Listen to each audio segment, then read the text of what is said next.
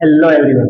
इस वीडियो में हम भारतीय राज्यव्यवस्था के जो 1833 के बाद के जो अधिनियम थे उन अधिनियम को पढ़ने का प्रयास करेंगे ना। 1833 तक के अधिनियम, रेगुलेटिंग एक्ट 1773 से लेकर चार्टर एक्ट 1833, ये सारे एक्ट हमने पिछले वीडियो में देख लिए थे। आज अपन शुरू करते हैं 1853 का चार्टर एक्ट। पहला अपना एक्ट होने जा रहा है 1853 का चार्टर एक्ट। और इस एक्ट की क्या क्या प्रावधान है, ये प्रावधान अपने को पढ़ना है। तो देखो 1833 का जो अधिनियम था या चार्टर एक्ट था, उसमें कह दिया गया था कंपनी को कि आप जो है अगले 20 वर्ष तक केवल प्रशासनिक रूप से शासन करोगे।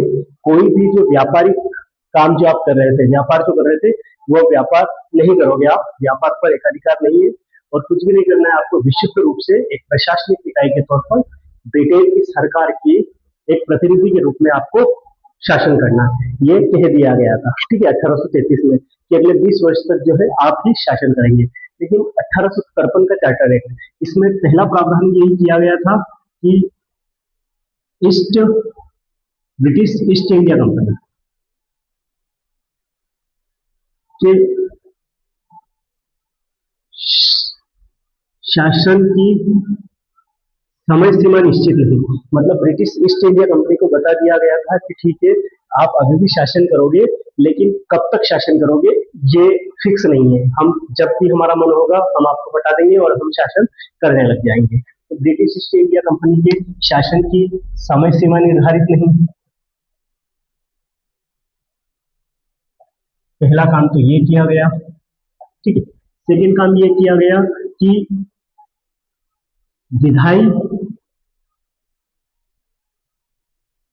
विधायी कार्य और कार्यपालिक कार्य, जो कार्यकारी कार्य होते हैं, मतलब विधायी कार्य और कार्यकारी कार्य, इन दोनों को अलग अलग कर दिया गया। ठीक है, विधायी कार्य और कार्यकारी कार्य क्या होते हैं? तो विधायी कार्य के लिए बनाए इन्होंने विधान परिषद और कार्यकारी कार्य के लिए पहले से ही थी कार्यकारी परिषद। ठीक है, ये कार्यकारी परिषद पहले से ही थी। 1773 के रेगुलेटिंग एक्ट में हमने पढ़ा था कि बंगाल का जो गवर्नर है वो गवर्नर जनरल कहलाएगा और उस गवर्नर जनरल की सहायता के लिए 4 सदस्यीय कार्यकारी परिषद होगी। फिर 1784 के फिर से इंडिया एक्ट में उस कार्यकारी परिषद में जो 4 सदस्य थे उनको 3 कर दिया गया। फिर चौथा सदस्य जोड़ा था 1833 में विधि सदस्य के रूप में, लेकिन उसे पूर्ण सदस्य नहीं माना था। ठीक है, तो वो होती है कार्य परिषद। और विधान परिषद क्या होती है? तो आज अपन देखते हैं, एक तो मंत्रिमंडल होता है और एक होता है जैसे केंद्र के स्तर पर है लोकसभा, राज्यसभा। तो ये लोकसभा और राज्यसभा जो है वो विधायी का है और उसी प्रकार यहाँ पर विधान परिषद थी। ठीक है, और कार्यकारी परिषद जो आज कार्यपालिका है, कार्यपालिका मतलब जो मंत्रिमंडल के सदस्य हैं वो होते हैं कार्यपालिका। विधायिका का काम होता है कोई भी कानून है उसको बनाना, और कार्यकारी परिषद या कार्यपालिका का काम होता है जो भी कार्य जो है बनाए गए हैं, जो भी कानून बनाए गए वो कानूनों को लागू करना। ठीक है, तो विधान परिषद और कार्यकारी परिषद, इसी के तहत विधायी कार्य और कार्यकारी कार्य अलग कर दिए गए थे। अब विधान परिषद में 6 नए सदस्य जोड़े थे। ठीक है, 6 नए सदस्य जोड़े। और कार्यकारी परिषद में कितने थे? 3, और चौथा विधि सदस्य था, लेकिन उसे पूर्ण सदस्य का दर्जा प्राप्त नहीं था। तो यहां से क्या किया कि विधि सदस्य को पूर्ण सदस्य का दर्जा दिया गया, पूर्ण सदस्य का दर्जा। ठीक है, और ये जो 6 नए सदस्य जोड़े, इनमें स्थानीय प्रतिनिधित्व भी दिया गया है ना। स्थानीय प्रतिनिधित्व मतलब भारत के लोगों को नहीं था, है ना। जैसे इसमें 4 सदस्य जो थे वो बंगाल से, बिहार से, मद्रास से और उत्तर पश्चिमी सीमा प्रांत। ठीक है, यहां से भी कुछ सदस्यों को जोड़ा गया। मतलब पूरी जो गवर्नर जनरल है और उसकी कार्यकारी परिषद, विधान परिषद सभी एक जगह से नहीं लिए गई। वो कुछ सदस्य मद्रास से होंगे, कुछ बिहार से होंगे, कुछ बंगाल नहीं होगा या फिर बम्बई होगा। है ना। कुछ बम्बई से, बिहार से, मद्रास, उत्तर पश्चिमी सीमा प्रांत, सभी से एक एक सदस्य को जोड़ा थे और 6 नए सदस्य जोड़े थे। ठीक है। और कार्यपालिक परिषद में कितने सदस्य हो गए थे? 4 सदस्य। विधि सदस्य को पूर्ण सदस्य का दर्जा हो गया था, तो टोटल कितने सदस्य हो गए थे ये? 4 सदस्य। ठीक है। तो ये 2 या 3 इसके हैं। फिर इसके अलावा एक और था कि जो खुली प्रतियोगिता थी, है ना, खुली प्रतियोगिता का विचार 1833 के चार्टर एक्ट में भी आया था, लेकिन कोर्ट ऑफ डायरेक्टर, जो व्यापारियों की जो एक कमेटी थी या व्यापारी की एक टीम थी, उसने मना कर दिया था। लेकिन यहाँ पे आकर वो मान गए थे, तो खुली प्रतियोगिता की शुरुआत, खुली प्रतियोगिता की शुरुआत, इसका मतलब यहाँ ये था कि अब भारतीय भी जो है वो जो अधिकारी या कर्मचारी बन सकते थे, भारतीयों को मौका इसमें दिया। ठीक है। भारतीयों को जो है वो इसमें मौका दिया गया। ठीक है। और देखो, ठीक है, ये अब देखो यहाँ पर विधायी कार्य और कार्यकारी कार्य अलग कर दिए गए। ठीक है। इसका मतलब यहाँ पर ये भी लिख सकते हैं कि विधायिका और कार्यपालिका को अलग किया गया था, विधायिका तथा कार्यपालिका को अलग किया गया था, कार्यपालिका को अलग। ये जो 4 अपने मेन मेन पॉइंट है, ये अपने को इसके लिए याद करना है। ठीक है।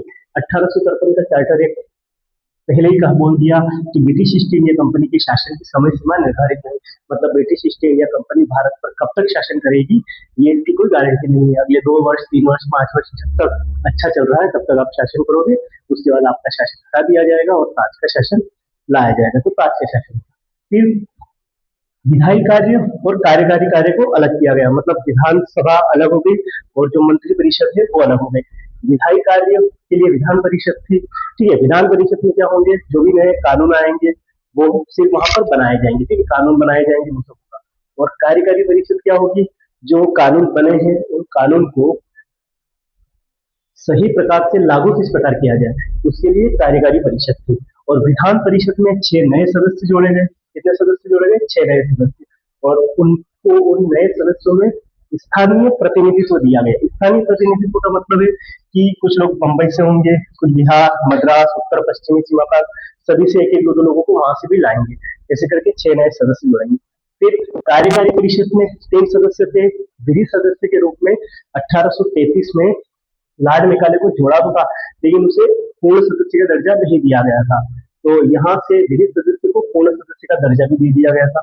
उसके अलावा खुली प्रतियोगिता की शुरुआत, जो 1833 में भी इसका प्रयास किया गया था, लेकिन जो सीओडी था, कोर्ट ऑफ डायरेक्टर, जो व्यापारियों की एक कमेटी थी, व्यापारियों की एक टीम, उसने मना कर दिया था, इस कारण नहीं हो पाया था। लेकिन 1853 के चार्टर है उसने कह दिया खुली प्रतियोगिता की शुरुआत, जिसमें भारतीय जो है वो भी हिस्सा ले सकते थे। फिर एक और सबसे महान काम यही कि जब विधायी कार्य और कार्यकारी कार्य अलग कर दिए गए, इसका मतलब क्या हुआ कि विधायिका तथा कार्यपालिका को अलग कर दिया गया। पहले विधायिका भी वही थी, कार्यपालिका भी वही थी, अब विधायिका अलग, है ना। तो विधायिका में क्या होता था? ये कार्यकारी परिषद के 4 सदस्य और ये 6 सदस्य, 10 सदस्य। जब ये 10 सदस्य बैठते थे तो विधान परिषद होती थी, और केवल जब ये 4 सदस्य बैठते थे और गवर्नर जनरल बैठता था तो वो क्या होती थी? कार्यकारी परिषद। ठीक है। तो 1853 का जो चार्टर एक्ट है, इसमें अपने को ये 4-5 चीजें अपने को याद करने की आवश्यकता है। पहला, कि ब्रिटिश ईस्ट इंडिया कंपनी के शासन की समय सीमा निर्धारित नहीं है ना, कभी भी समाप्त कर सकते हैं। विधायी कार्य और कार्यकारी कार्य अलग, इसका मतलब विधायिका तथा कार्यपालिका को अलग किया गया। विधान परिषद में 6 नए सदस्य जोड़े, जो स्थानीय प्रतिनिधित्व दिया गया, मतलब अलग अलग जगहों से लाए गए। ठीक है। मुंबई, बिहार, मद्रास, उत्तर पश्चिमी सीमा प्रांत। फिर कार्यकारी परिषद में जो विधि सदस्य है उसे चौथे सदस्य के रूप में और पूर्ण सदस्य के रूप में दर्जा दे दिया गया। फिर खुली प्रतियोगिता की शुरुआत, भारतीयों का मौका, तो कोई भी भारतीय जो है अब खुली प्रतियोगिता, जैसे आज कॉम्पिटेटिव एग्जाम होती है उसी प्रकार एक एग्जाम है, वो एग्जाम पास करके कोई भी भारतीय जो है अच्छे पदों पर जा सकता था। ठीक है। ये 1853 का चार्टर एक्ट है, इसमें मतलब ये 4-5 चीजें याद करने की आवश्यकता है। इसके बाद आता है 1858 का भारत शासन अधिनियम। ठीक है। 1858 का भारत शासन अधिनियम।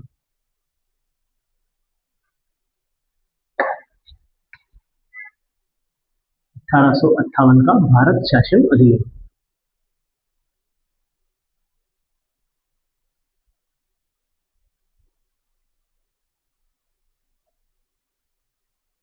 ठीक है, ये है अपना अगला 1858 का भारत शासन अधिनियम। ये कब आया? 1858 में।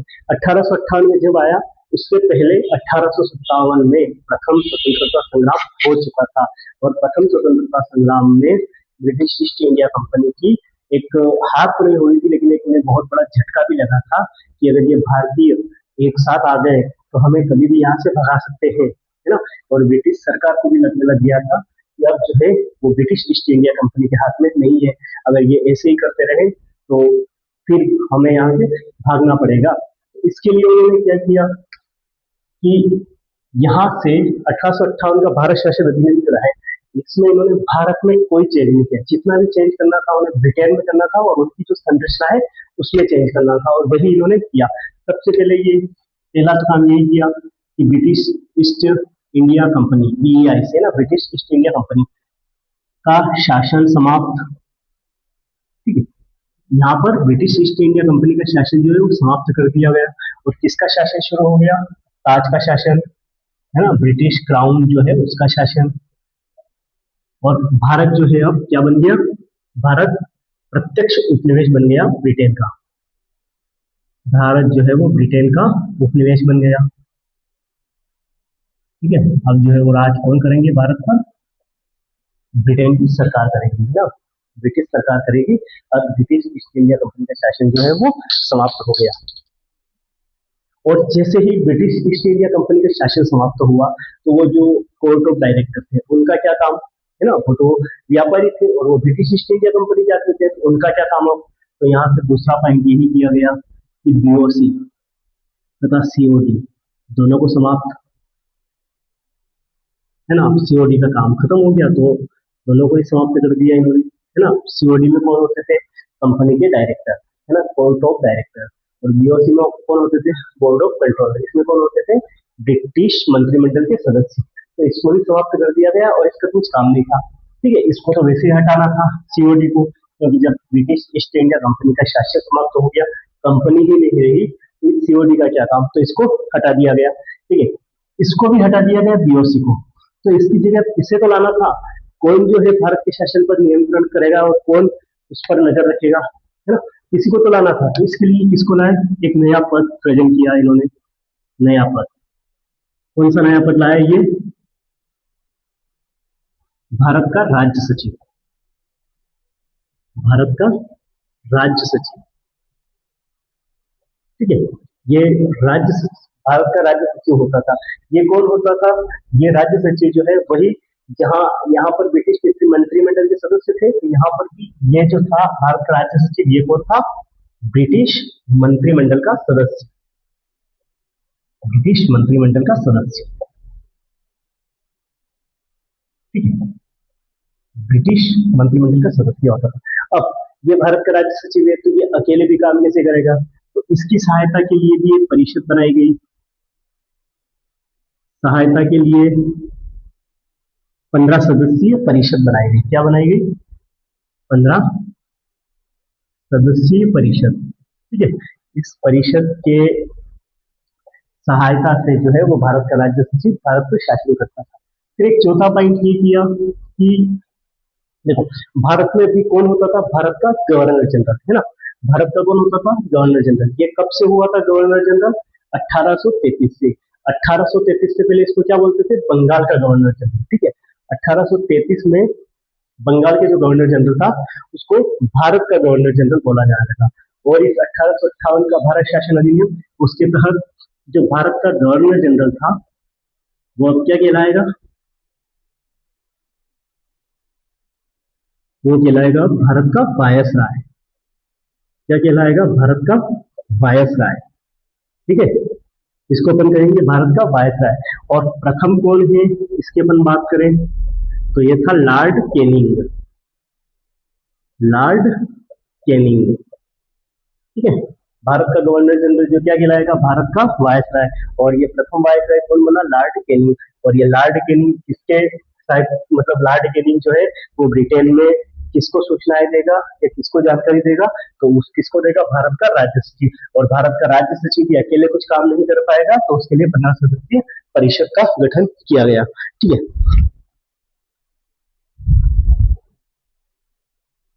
तो ये 4 पॉइंट है जो इस 1858 के भारत शासन अधिनियम में अपने को याद होना चाहिए। क्या, पहला तो यही कि ब्रिटिश ईस्ट इंडिया कंपनी का शासन समाप्त कर दिया गया। देखो, ब्रिटिश ईस्ट इंडिया कंपनी का शासन समाप्त कर दिया गया, तो किसका शासन आया, ताज का। और ताज का शासन आया मतलब भारत जो है वो ब्रिटेन का क्या बन गया, उपनिवेश बन गया। अब जब ब्रिटिश ईस्ट इंडिया कंपनी ही समाप्त कर दी, तो कोर्ट ऑफ डायरेक्टर का क्या काम, तो सीओडी भी समाप्त कर दिया गया।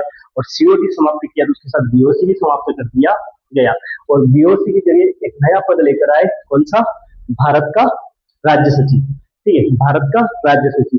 और इस भारत का राज्य सचिव कौन होता था, जो ब्रिटिश मंत्रिमंडल होता था, ब्रिटेन का जो मंत्रिमंडल होता था, उसके जो मंत्री होते थे, वही इसके उन्हीं मंत्रियों में से एक को भारत का राज्य सचिव बना दिया जाता था। ठीक है, और फिर इसकी सहायता के लिए एक 15 सदस्यीय टीम का गठन किया गया, 15 सदस्यीय परिषद का गठन किया गया, जो भारत के राज्य सचिव को जो है वो जानकारी देती रहती थी। ठीक है, और चौथा पॉइंट ये किया कि भारत का जो गवर्नर जनरल था, उसको अब क्या कहा जाने लगा, भारत का वायसराय। और प्रथम वायसराय कौन बना, लॉर्ड कैनिंग। ठीक है, देखो मैं आपको बता देता हूँ कि 1773 में जो बंगाल का गवर्नर था, उसे क्या कहा जाने लगा, बंगाल का गवर्नर जनरल, है ना। और इस वक्त ये था कौन, Lord William Bentinck, Lord William Bentinck. ठीक है, फिर 1833 आता है अपना। ठीक है, 1833 में क्या करते हैं कि ये जो बंगाल का गवर्नर जनरल है, बंगाल का गवर्नर जनरल, ठीक है, इसे क्या कर देते हैं, भारत का गवर्नर जनरल, भारत का गवर्नर जनरल। और ये कौन होता था, सॉरी एक मिनट, यहां पर कौन था अपना, यहां पर था वारेन हेस्टिंग्स। ठीक है, यहाँ क्या था, यहाँ था वारेन हेस्टिंग्स और यहाँ था लॉर्ड विलियम बेंटिंक, यहाँ था। ठीक है, लॉर्ड विलियम बेंटिंक। और फिर 1858 में क्या किया गया, जो भारत का गवर्नर जनरल था, ठीक है, इसे क्या कहा गया, भारत का वायसराय।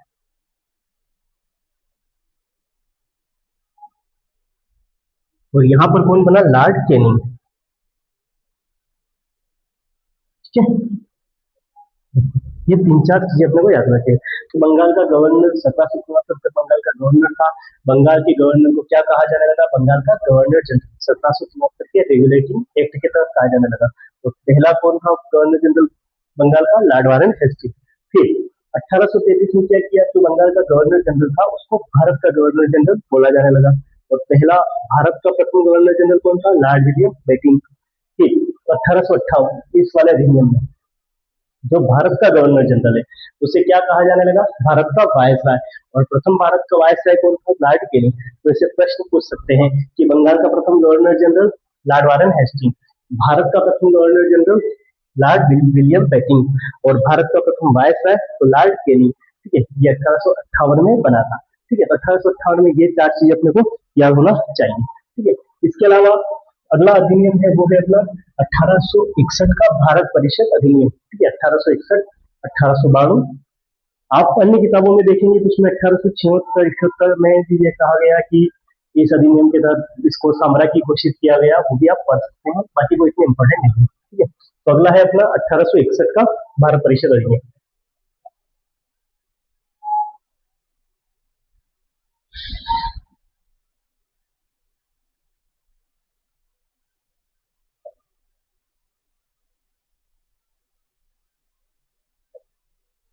अगला कौन सा है, 1861 का भारत परिषद अधिनियम। ठीक है, देखो 1857 की क्रांति हो गई थी, उसके बाद 1858 में जो भी वो कर रहा था वो सब ब्रिटेन में और उनकी संरचना में था। भारत में इन्होंने कुछ नहीं किया था। लोग वैसे भी आक्रोशित थे, है ना, 1857 के संग्राम के बाद। फिर वो चाहते थे कि जो सरकार है वो कुछ अच्छा करे, है ना। तो इसके लिए 1861 का भारत परिषद अधिनियम लेकर आए, और इसमें क्या किया गया, पहला कदम ये किया गया कि विकेंद्रीकरण की शुरुआत की है। विकेंद्रीकरण की शुरुआत, ठीक है। विकेंद्रीकरण की शुरुआत का मतलब देखो, केंद्रीकरण का मतलब क्या होता है कि केंद्र में सत्ता रहेगी, ठीक है।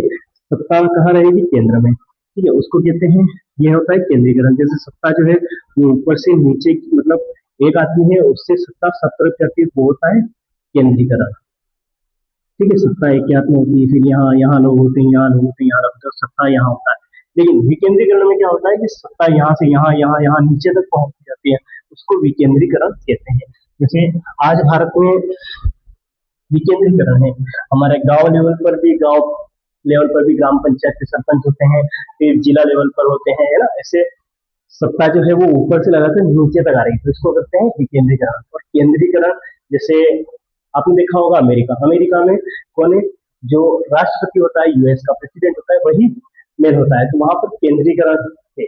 और भारत में क्या है, विकेंद्रीकरण। तो यहाँ पर विकेंद्रीकरण की शुरुआत उनको कैसे हुई कि जो प्रांत थे ना, तीन प्रेसिडेंसियां या प्रांत थे, बंगाल, बम्बई और मद्रास। और बम्बई और मद्रास के भी जो विधायी कार्य वो कौन करता था, बंगाल के जो गवर्नर जनरल, और बाद में जो भारत का गवर्नर जनरल था वही करता था। लेकिन इस अधिनियम के तहत कहा गया कि बम्बई और मद्रास के विधायी कार्य वापस, विधायी कार्य वापस दिए, मतलब आप भी जो है अपने अपने प्रांत में विधायी कार्य जो है वो कर सकते हैं, ठीक है। और बम्बई मद्रास के विधायी कार्य वापस दिए, मतलब तुम भी विधायी कार्य कर सकते हो। और फिर एक और पॉइंट यही कहा गया कि यहाँ पर भी विधान परिषदों की स्थापना की गई। विधान परिषद का गठन, मतलब जितने भी ये राज्य हैं, है ना, यहाँ पर भी अब क्या होगा, विधान परिषद का गठन होगा। जैसे विधायी कार्य बोल दिया गया बम्बई वालों से कि तुम तुम्हारा देखो, मद्रास वालों से बोल दिया कि तुम तुम्हारा देखो। लेकिन वो कार्य कैसे करेंगे, कार्य के लिए टीम तो चाहिए, है ना। जैसे गवर्नर जनरल की के लिए क्या थी, कार्यकारी परिषद थी। और 1853 के एक्ट में भी अपने ने पढ़ा कि कार्यकारी और विधायी परिषद दो अलग अलग परिषदें बना दी गई थी, उनकी सहायता से कार्य करते थे। तो यहाँ पर भी ये बम्बई और मद्रास वाले कार्य कैसे करेंगे, तो उसके लिए विधान परिषद का गठन किया गया, ठीक है। और फिर ये जो राज्य की विधान परिषद है ना, राज्य विधान परिषद में भारतीयों को लेना शुरू कर दिया, है ना। राज्य विधान परिषद में भारतीयों की एंट्री, या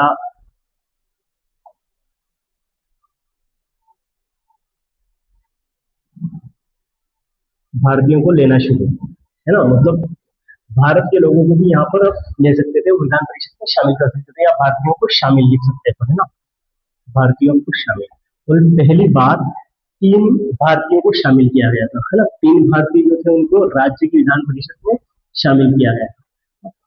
ये अंग्रेज जो है भारत के लोगों को शामिल कर रहे हैं, है ना। तो कैसे लोगों को शामिल करेंगे, एक तो बड़े बड़े लोग होंगे, राजा महाराजा होंगे, है ना, या फिर कोई बड़ा भाव रखने वाला व्यक्ति होगा, उनको ही लेंगे, है ना। गरीब परिवार के या किसानों को, उनको तो लेंगे नहीं। तो तीन लोग कौन कौन थे, तो इन्होंने लिया बनारस के राजा, बनारस के महाराजा, इनको लिया, है ना, पटियाला के राजा, इनको लिया,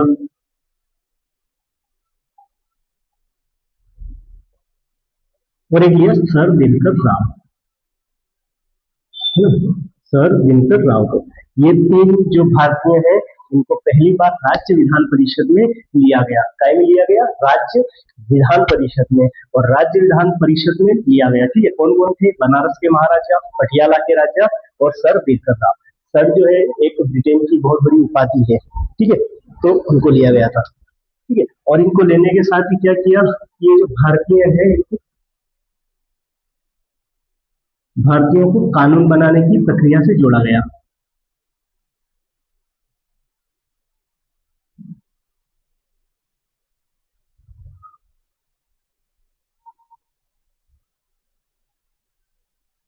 ठीक है, भारतीयों को क्या किया गया, कानून बनाने की प्रक्रिया से जोड़ा गया। फिर एक और अपन याद रख सकते हैं इसमें कि वायस राय को, अध्यादेश जारी करने की शक्ति दी गई। अध्यादेश जारी करने की शक्ति दी गई।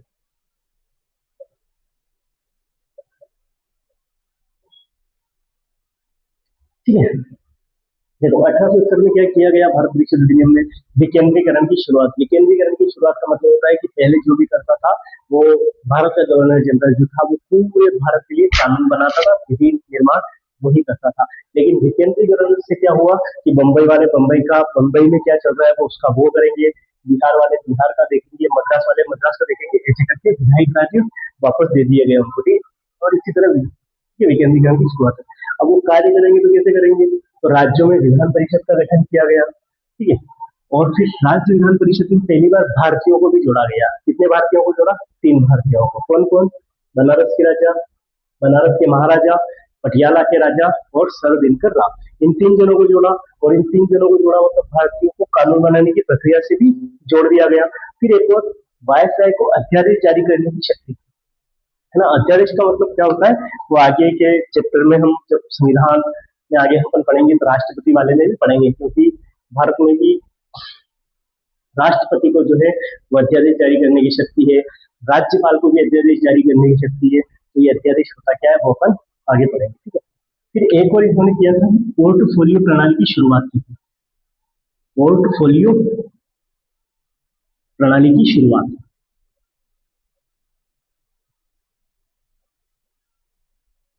पोर्टफोलियो प्रणाली की शुरुआत कब की थी, ये की थी इन्होंने 1859 में। और किसने की थी, ये केनिंग ने, है ना, लॉर्ड केनिंग जो थे उन्होंने की थी। पोर्टफोलियो होता क्या है, पोर्टफोलियो का मतलब होता है कि जो केंद्रीय विधान परिषद थी, है ना, या कार्यकारी परिषद थी, उसमें 4-5 लोग थे, तो सबको अलग अलग काम देना। जैसे आज भारत का जो केंद्रीय मंत्रिमंडल है उसमें कितने मंत्री हैं, सबको एक एक विभाग दे रखा है ना। जैसे अमित शाह को गृह विभाग, है ना, निर्मला सीतारमन को वित्त विभाग, राजनाथ सिंह को रक्षा विभाग। तो ऐसे अलग अलग विभाग, अलग अलग मंत्रालय दे रखे। तो इन्होंने भी 1859 में केनिंग में क्या किया था कि पोर्टफोलियो प्रणाली की शुरुआत की गई थी, कि अलग अलग जो उनके सदस्य हैं उनको अलग अलग एक विभाग दे दिया गया। ठीक है, तो इस 1861 का जो भारत परिषद अधिनियम में इसमें अपने को ये 3-4 चीजें याद रखने की आवश्यकता है। कौन सा, पहला तो यही कि विकेंद्रीकरण की शुरुआत की गई। विकेंद्रीकरण की शुरुआत की गई, इसका मतलब क्या है कि जो बम्बई है, मद्रास है, ठीक है, बम्बई मद्रास है, उनको विधायी कार्य या विधायी शक्तियां वापस दी गई। ठीक है, और विधायी शक्तियां वापस दी गई तो विधान परिषद का गठन किया गया, है ना। विधायी शक्तियों का प्रयोग किस प्रकार करेंगे, तो उसके लिए विधान परिषद का गठन किया गया। और पहली बार राज्य की जो विधान परिषद है उसमें पहली बार भारतीयों को भी जोड़ा गया। कितने भारतीयों को जोड़ा गया था, 3 भारतीयों को। किस किसको, पटियाला के महाराजा, बनारस के राजा और सर दिनकर राव। ठीक है, ये 3 है, इनको जोड़ा गया था। इसके अलावा और इनको जोड़ा मतलब भारतीयों को कानून बनाने की प्रक्रिया से जोड़ा। ठीक है, फिर वायसराय को अध्यादेश जारी करने की शक्ति। और एक और ये है कि पोर्टफोलियो प्रणाली की शुरुआत की गई थी 1859 में केनिंग द्वारा। ठीक है, ये अपने को 1861 का जो भारत परिषद अधिनियम है इसमें अपने को ये मोटी मोटी चीजें अपने को याद होना चाहिए। ठीक है, अगला आता है 1892 का भारत परिषद अधिनियम। 1892 का भारत परिषद अधिनियम, इसमें क्या क्या परिवर्तन हुए हैं ये अपने को देखना है, और इसमें क्या क्या किया गया ये अपने को देखना है।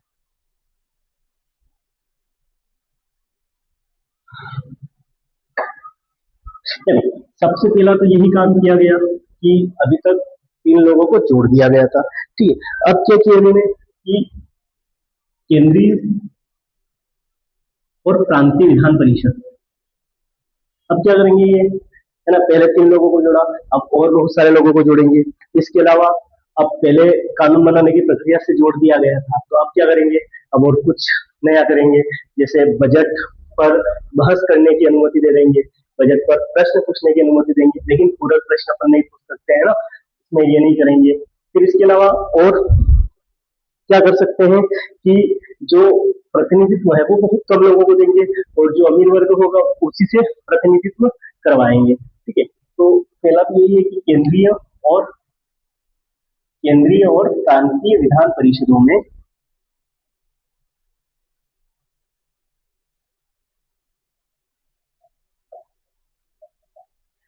भारतीयों की संख्या में वृद्धि, भारतीयों की संख्या में वृद्धि। ठीक है, पहले 3 लोग जोड़े थे, अब इस अधिनियम के तहत इन्होंने बोल दिया कि हम अब ज्यादा से ज्यादा भारतीयों को जोड़ेंगे, तो केंद्रीय और राज्य विधान परिषदों में भारतीयों की संख्या में वृद्धि की गई। सेकेंड ये किया गया कि बजट पर बहस करने, बजट पर बहस करने और प्रश्न पूछने की अनुमति, और प्रश्न पूछने की अनुमति, ठीक है। लेकिन एक और पॉइंट अपन इसमें याद रख सकते हैं कि पूरक प्रश्न पूछने की अनुमति नहीं दी थी, पूरक प्रश्न पूछने की अनुमति नहीं दी थी, ठीक है। दो पॉइंट ये हो गए। देखो पहला क्या है, केंद्रीय और प्रांतीय जो परिषद है ना, केंद्रीय और प्रांतीय विधान परिषद है, उसमें भारतीयों की संख्या में वृद्धि की गई कि बहुत ज्यादा से ज्यादा लोगों को इस परिषद में जोड़ा गया। पहले 3 लोगों को जोड़ा था 1861 के भारत परिषद अधिनियम में, इसमें और ज्यादा लोगों को जोड़ा। फिर दूसरा ये किया गया कि बजट पर बहस करने और प्रश्न पूछने की अनुमति दी गई, मतलब अब बजट पर अब बहस कर सकते हैं, प्रश्न पूछ सकते हैं, लेकिन पूरक प्रश्न नहीं पूछ सकते। पूरक प्रश्न का मतलब क्या होता है, देखो मान लो सत्र चल रहा है, बजट सत्र, उसमें बहस कर रहे हैं, उसमें अपनों ने प्रश्न पूछा कि आप शिक्षा पर जो है इतना पैसा खर्च कर रहे हैं, तो कहाँ कहाँ करोगे, शुरू में करोगे कि लास्ट में करोगे या कैसे करोगे, ये प्रश्न पूछा। तो वो उसका उत्तर है ना, या कितना पैसा खर्च करोगे ये पूछा, ठीक है। तो उन्होंने दे दिया हम इतना 10 करोड़ रुपए या 20 करोड़ रुपए खर्च करेंगे। फिर अपन डबल प्रश्न नहीं पूछ सकते हैं, कितना पैसा कैसे खर्च करोगे, क्या करोगे, तो एक जो प्रश्न पूछ लिया वही है ना। जैसे अपन परीक्षा देने जाते हैं तो पूरक कॉपी लेते हैं ना, तो वैसे पूरक कॉपी नहीं, मतलब पूरक प्रश्न की अनुमति नहीं थी, बस आपको एक ही प्रश्न है उसमें जो पूछ लिया वो पूछ लिया, इसके अलावा नहीं, ठीक है। और पहली बार क्या किया गया यहाँ पे, ये जो विधान परिषदें हैं, विधान परिषद चुनाव, चुनाव की प्रक्रिया है ना, लेकिन इन्होंने चुनाव शब्द का प्रयोग नहीं किया था। चुनाव की प्रक्रिया मतलब विधान परिषद में पहले तो है ये खुद निकाल लेते थे, लेकिन अब लोगों से इन्होंने कहा कि तुम जो है चुन करके बताओ हमें कि हम किन लोगों को इन विधान परिषदों में ले, केंद्रीय परिषद हो गई और प्रांतीय विधान परिषद हो गई, इनमें किन लोगों को ले, ठीक है। तो ये चुनने का अधिकार था, और ये चुनाव का अधिकार किसको था, या ये चुनाव कह ले या सिफारिश है ना, सिफारिश होने लगी, तो ये सिफारिश का अधिकार किसे था, एक का नगर पालिका, जो इनके जिला बोर्ड होते थे वो, और एक जमींदार, जो इनके बहुत बड़े साथी थे, है ना। इन तीन से पूछ लेते हैं कि हम जो है प्रांतीय विधान परिषद हो गई और केंद्रीय विधान परिषद हो गई, इसमें जो है भारतीयों को ले रहे हैं, तो ये बताते थे कि आप जो है इनको लीजिए, इनको लीजिए, ये जो है नामों की सिफारिशें करते थे, और ये कई सारे नामों की सिफारिशें करते थे, उनमें से कुछ लोगों को जो ये केंद्रीय और प्रांतीय विधान परिषद में देते थे, ठीक है। तो 1892 का जो भारत परिषद अधिनियम है उसमें को ये तीन चार चीजें अपने को याद रखने की आवश्यकता है। एक तो यही कि केंद्रीय और प्रांतीय विधान परिषदों में भारतीयों की संख्या में वृद्धि हुई, ठीक है। कई सारी किताबों में ये भी लिख रखा है कि पहले 34 हुआ करती थी, उसके बाद 8 कर दी गई या इतनी वृद्धि की गई, तो वो याद करने की जरूरत नहीं है, क्योंकि ऐसे प्रश्न किसी भी एग्जाम में नहीं पूछते हैं, ठीक है। फिर ये अपने को पता होना चाहिए कि हाँ संख्या में वृद्धि हुई, ठीक है। इसके अलावा बजट पर बहस करने और प्रश्न पूछने की अनुमति दी गई, ठीक है। पूरे प्रश्न पूछने की अनुमति नहीं दी गई। क्वेश्चन ऐसे पूछ सकता है कि किस अधिनियम द्वारा बजट पर बहस करने और प्रश्न पूछने की अनुमति दी गई, तो 1852 का भारत परिषद अधिनियम। फिर वो क्वेश्चन पूछ लेगा कि किस अधिनियम द्वारा पूरक प्रश्न पूछने की अनुमति दी गई, तो यहाँ पर पूरक प्रश्न पूछने की अनुमति नहीं है ना, तो ऐसे प्रश्न पूछेगा। फिर मतलब पहली बार चुनाव का प्रयोग किस अधिनियम में किया गया है ना, तो 3-4 ऑप्शन दे देगा उसमें। पहली बार सिफारिश का, चुनाव का नाम नहीं था, सिर्फ चुनाव जैसा ही था, और उसमें सिफारिश कौन करते थे, नगर पालिका, जिला बोर्ड और जमींदार, ठीक है। तो ये 3 चीजें अपने को 1892 में याद होना चाहिए, ठीक है। तो आज अपनों ने 4 एक्ट पढ़े है ना, एक अपनों ने पढ़ा 1853, 1858, 1861 और 1852, चार अपनों ने अधिनियम पढ़े। अब इसके बाद चारों बचे, एक 1909 मार्ले विंटर सुधार, 1919 मार्टिन जेम्स कोड सुधार, 1932 भारत शासन अधिनियम और 1947 का स्वतंत्रता अधिनियम। तो ये अगली वीडियो में अपन देखते हैं। ठीक है, अभी मैं आपको थोड़ा बता देता हूँ कि उन्होंने क्या क्या पढ़ा। तो 1853 में क्या पढ़ा था कि ब्रिटिश ईस्ट इंडिया कंपनी के शासन की कोई निश्चित अवधि नहीं थी, कभी भी समाप्त कर सकते थे। ठीक है, फिर दूसरा ये था कि विधायी कार्य और कार्यकारी कार्य है ना, विधायी कार्य और कार्यकारी कार्य दोनों को अलग किया गया था और उस विधायी कार्य के करने के लिए विधान परिषद की स्थापना की गई थी और उस विधान परिषद में 6 नए सदस्य जोड़े गए थे और उनमें से जो 4 सदस्य थे वो स्थानीय प्रतिनिधित्व मतलब बम्बई हो गया, बिहार हो गया, मद्रास हो गया, उत्तर पश्चिमी सीमा प्रांत हो गया, वहां से आते थे। और कार्यकारी परिषद में चौथा सदस्य जो पूर्ण सदस्य नहीं था उसको जोड़ लिया गया था और जो खुली प्रतियोगिता की शुरुआत की गई थी ना, जो 1833 में नहीं कर पाए थे वो 1857 में कर ली थी। फिर 1858 में उन्होंने देखा कि 1857 में संगठित और स्वतंत्रता संग्राम हो चुका था। उसके बाद ये नियम आया था, तो इसमें क्या क्या चेंज किया। पहला तो यही कि ईस्ट इंडिया कंपनी जो है उसको समाप्त कर दिया गया, उसका शासन समाप्त कर दिया गया और किसका शासन आ गया था, ताज का शासन आ गया था। ठीक है, और ताज का शासन आ गया था मतलब भारत जो है वो ब्रिटेन का पूर्ण रूप से उपनिवेश बन गया था। फिर बीओसी और सीओडी दोनों समाप्त कर दिए गए थे। क्यों? क्योंकि सीओडी जो था वो तो वैसी व्यापारिक कमेटी थी तो उसको खत्म कर दिया गया और उसके साथ बीओसी भी खत्म कर दिया गया।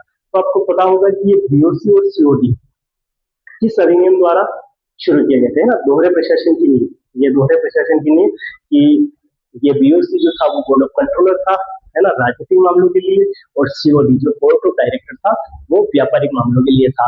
मतलब जो बंगाल का गवर्नर जनरल था उसको 2 जगह अपनी रिपोर्ट देना पड़ती थी, राजनीतिक कार्य हो तो बीओसी के पास, व्यापारिक कार्य हो तो सीओडी के पास। कौन सा अधिनियम था? 1784 का। 1784 में बीओसी और सीओडी की शुरुआत की गई थी और 1858 का जो भारत शासन अधिनियम था उसमें से समाप्त कर दिया गया था और इसकी जगह एक नया पद लेकर आए थे। कौन सा पद लेकर आए थे? भारत का राज्य सचिव। ठीक है, भारत का राज्य सचिव। और उसकी सहायता के लिए 15 सदस्यीय टीम बनाई थी। उस 15 सदस्यीय टीम के साथ वो कार्य करता था। ठीक है, और जो भारत का गवर्नर जनरल था उसे क्या कहा जाने लगा? भारत का वायसराय। और पहला वायसराय कौन बना? Lord Canning. ठीक है, ये 1858 वाले में उन्होंने पढ़ा था। ठीक है, और मैंने बताया भी था नीचे कि 1773 में जो बंगाल का गवर्नर था उसे बंगाल का गवर्नर जनरल कहा जाने लगा था। वो कौन था? Lord William Bentinck. ठीक है, फिर 1833 में जो बंगाल का गवर्नर जनरल था उसे भारत का गवर्नर जनरल कहा जाने लगा और कौन था? पहला, इसमें लॉर्ड बेटिंग आएगा है ना। और वो देखो 1773 में बंगाल का जो गवर्नर था उसे क्या कहा जाने लगा? गवर्नर जनरल, बंगाल का गवर्नर जनरल। कौन बना था पहले? Lord Warren Hasting. ठीक है, याद रखना, लॉर्ड वारन हेस्टिंग। फिर 1833 में बंगाल का जो गवर्नर जनरल था उसे क्या कहा जाने लगा? भारत का गवर्नर जनरल, और वो कौन था? William Bentinck. ठीक है, और फिर 1858 में जो भारत का गवर्नर जनरल था उसे क्या कहा जाने लगा? भारत का वायसराय।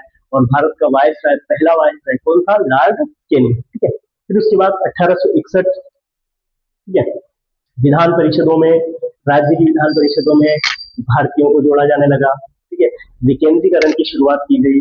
विकेंद्रीकरण की शुरुआत हुई तो बम्बई और मद्रास उनको विधायी कार्य वापस दे दिए गए और वापस दे दिए गए वहां पर विधान परिषद का गठन हुआ और पहली बार 3 सदस्यों को विधान परिषद में जोड़ा था, बनारस के राजा, पटियाला के महाराजा और सर दिनकर राव।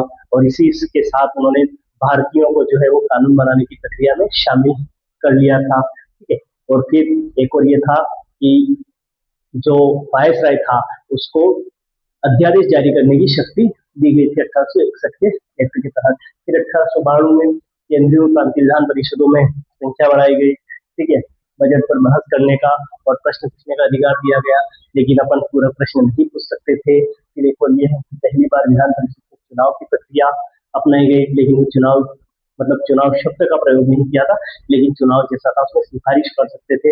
और सिफारिश कौन करता था? तो ये करते थे नगर पालिका, जिला बोर्ड और जमींदार। जिला बोर्ड और नगर पालिका के जो सदस्य होते थे वो करते थे और ये जमींदार करते थे। ठीक है, तो आज अपने ये 4 अधिनियम पढ़े हैं। ठीक है, अगर आपको वीडियो अच्छा लगा हो तो इसको लाइक करें और सब्सक्राइब करें और इस चैनल के डिस्क्रिप्शन में हमारा इंस्टाग्राम और टेलीग्राम की लिंक है, आप वहां पर भी जुड़ सकते हैं। ये जो पीडीएफ है, ये जो बोर्ड पर लिखा हुआ है, इसको पीडीएफ फॉर्म में टेलीग्राम पर आप देख सकते हैं। ठीक है, धन्यवाद।